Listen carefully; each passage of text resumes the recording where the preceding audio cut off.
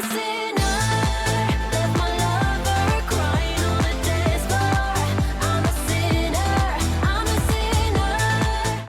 Hello everyone and welcome back to Rest and Repair. We're gonna comply this time. You don't even hesitate, knowing that the other had no reason to not kill you at this point. Besides, if you return to Cybertron now, he would still be in Autobot airspace. You could potentially lock him in the area if you reported fast enough. A fair trade-off to whatever these data slugs had. Why are there data slugs in your ship anyway? Were they planted? You need to bring this up to Longarm Prime once you return. You retrieve them, taking your time doing so as the warframe was far too big to enter the small solo Autobot vessel. You take a moment to plug them into your diagnostics panel, running through the information you were about to give up. The data slugs have far too much data about the inner workings of the plans of the Autobot military. You feel the ship rattle as if Megatron was adjusting something on the exterior of your ship. There wasn't time to erase all the data, but you managed to eliminate enough from each slug before Megatron's patience ran out. Hopefully enough that whatever plans Megatron had would be foiled or at least delayed. You return to him holding out the data slugs, feigning a defeated look. He grins, tossing you the power fuse. Why, thank you for your compliance, little Autobot. My name is Anon. He chuckles, another shiver running down your spinal strut as he does. You're a very lucky mech, Autobot. Your optics twitches.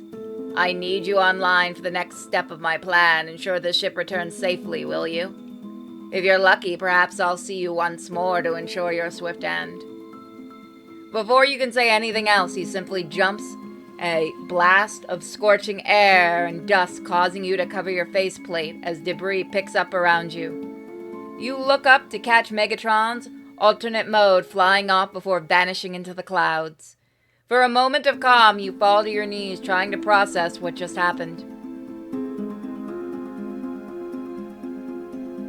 It takes longer than you would have liked, but you manage to repair your ship with the fuse Megatron gave you.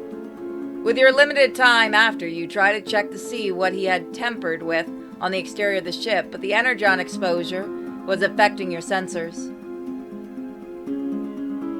You decide to depart in a hurry, not wanting to go into stasis lock in the middle of traveling. You return to Cybertron, but not unscathed, as long exposures to the raw energon left you feeling faint, so faint that you actually go into stasis lock upon landing.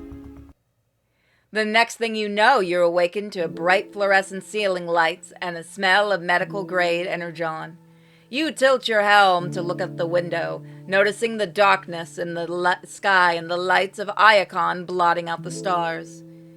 To your other side, you hear a grumble. Tilting your helm to the other direction, you catch a blurry sight of a red and white. A medic. You shutter your optics a few times, letting them refocus, before realizing that it wasn't just a medic. It was the medic. Ratchet turns to look at you, placing a data pad down as he crosses his arms with a disapproving look on his faceplate. Call yourself lucky, kid. If one of the loading dock drones hadn't seen you when they did, you'd have been walking stasis locked energon bomb with how much extra you had in you. You should have flown straight to one of the outer planet's medical facilities instead of trying to avoid parking fees. With the amount of buildup we pumped out of you, we could power the whole hospital for another stellar cycle. Let's see. I wanted to save the power bill too. Ratchet just continues to look down at you disapprovingly. You clear your vocalizer, realizing your dry intake felt and how sore your whole frame was. He shakes his helm, picking up the data pad.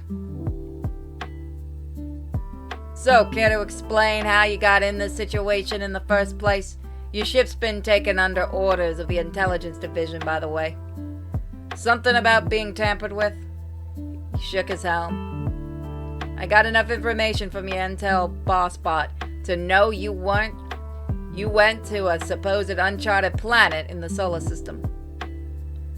But pray tell, why didn't you have any protective armor on while exploring organic raw energon locations? It's Ratchet. It was the best to tell the truth, especially to the bot who would most likely be repairing you in the future for any elite guard related injuries. I didn't want to delay the mission, so I skipped on waiting to get a custom suit. It's such a new discovery to find organic raw energon deposits that protective gear for it isn't widely available like the energon farm ones. I also didn't expect to stay as long as I did, but my ship broke down and I had to repair it. For a moment you let Ratchet work around you before he spoke again. Was that all that happened? You freeze, remembering that you didn't even get the samples you needed. You would have gone back some other time, or at least hope Longarm would let you go again after running into fraggin' Megatron of all mechs. You visibly shiver, remembering the larger mech's grasp around your waist, picking you up like a toy. Ratchet notices this and crosses his arms. You had strict orders from Longarm not to discuss your mission, but the doctor seems to be staring hard enough to bore a hole into your plating, wanting to get down to the cause of your injuries. He must have noticed the scuff marks on your waist. Quickly, you attempt to change the subject. It's pretty late, isn't it, Docbot? I know medics are always on duty, but you look pretty exhausted. Actually, what are you even doing here? Shouldn't you be with Optimus Prime on his search for Megatron? You recall the Docbot being the main member of the well-known hero's team. Ratchet pauses at the mention of Optimus, moving to rinse off his servos in the sink located across your medical berth. You manage to sit up now as he turns off the faucet. Tell that to my position. Ah, that's right. You're CMO now. You recall hearing about Ratchet's chief medical officer position in a passing conversation with the office. Having a talented medic like Ratchet back in Cybertron was a major relief to many. Not by choice, but not apparently a major relief to Ratchet himself. You watch him pull up a rolling chair, sitting in it next to you. Don't get the wrong idea, kid. I love my job. I love helping bots, but CMO is way too much responsibility and stress for these old pistons. No one else was qualified for the position, though. They were doing okay without one before, but when Megatron escaped, things got overwhelming. Especially with that Primus Forsaken Cosmic Rust bioweapon coming into play again. You nod sympathetically, a frown on your lips. There isn't anyone else to take over? Maybe you can train someone? Ratchet laughs. Trust me, I've been trying. Candidates are sparse, and a few I have to pick from are... I shouldn't be gossiping with a patient, though. Well, I'm feeling better now, so I don't have to be a patient anymore. You emphasize by wiggling your arms a bit, to which he cracks a small smile and moves to put your arms down. Don't do that, your frame is still extremely weak. Closer now and more reconnaissant than you were prior, you could really see the deep circles under Ratchet's optics. Old Bot was stressed, tired, and obviously needing a break. You knew overworking was bad. You've done it to yourself in the academy, and it never ends well. If anything, DocBot, I'm still new around the elite guard circuit. Less missions, less obligations, all the access to the best places in Iacon. I have a bit more free time than most, and from the looks of it, a lot of your friends seem pretty wrapped up in their business too. You see Ratchet roll his optics, obviously agreeing, as he thought about his ex-repair crew now turned elite guard material. If you ever want to grab a drink sometime and relax, here's my comlink. He quirks an optic ridge at the gesture. You can tell this isn't his first time being offered a date from a patient. But somehow he was just the right amount of tired and you were just the right amount of not frustrating that he let you give him your number. Fuck. He releases you shortly after, sending you home with a prescription, a list of medical-grade fuel options, and a possible date. That's it. That is, if he ever calls you. You make your way back to your apartment, driving slowly so as to not strain your newly repaired body. Once inside your apartment, You survey the studio and sigh. After cleaning up, you decide to settle on your berth, pulling out your personal data pad. Since the incident, you've had contact with a therapist that was recommended by Coop that wasn't stationed on Iacon. Despite this, you were able to make regular video calls with him, which you're very thankful for as you become a hermit after the incident and during your return to Autobot Academy.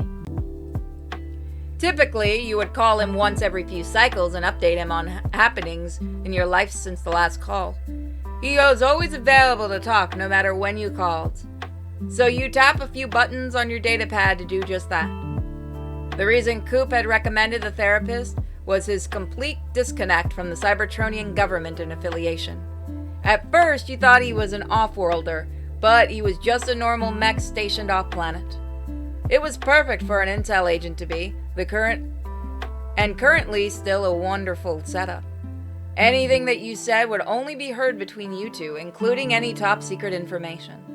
You were skeptical of the idea to share extremely sensitive military secrets with this bot, but after you spoke to him for the first time, well, you couldn't really put into words, but the bot was beyond trustworthy.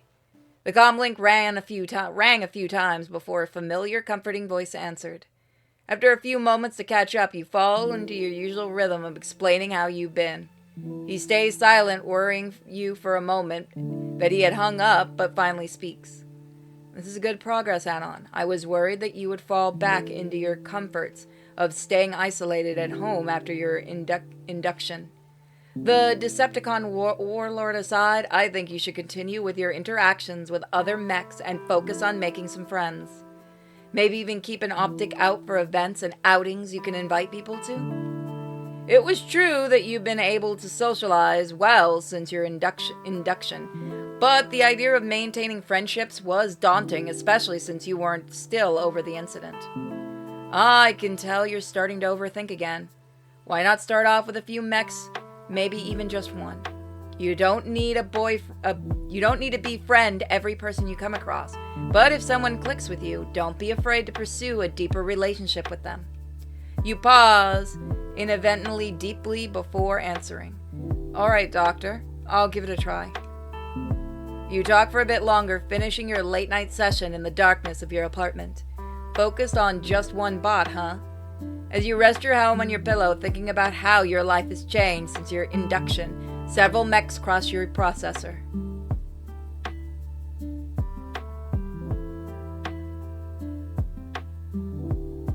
We got a lot. Yeah, we're going for Megatron.